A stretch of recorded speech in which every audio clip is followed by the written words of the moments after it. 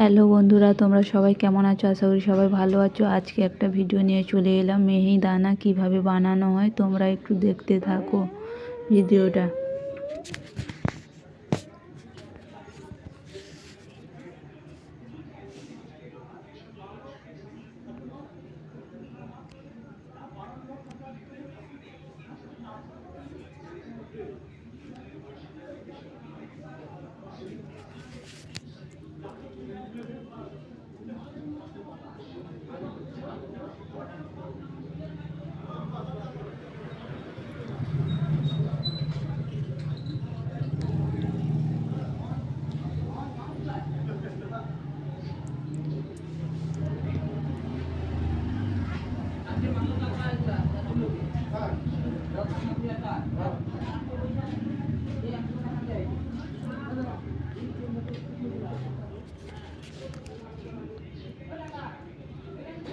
মিহিদানাগুলোকে এইভাবে ছেঁকে নিতে হবে। ছেঁকে নেওয়ার পরে রসে দিয়ে দিতে হবে। রসে দিয়ে এইভাবে ফুটিয়ে নিতে হবে। তারপর পারফেক্টলি তৈরি হয়ে যাবে মিহিদানা। কেমন হয়েছে বন্ধুরা? টাটা, পরের ভিডিওতে আবার দেখা হবে।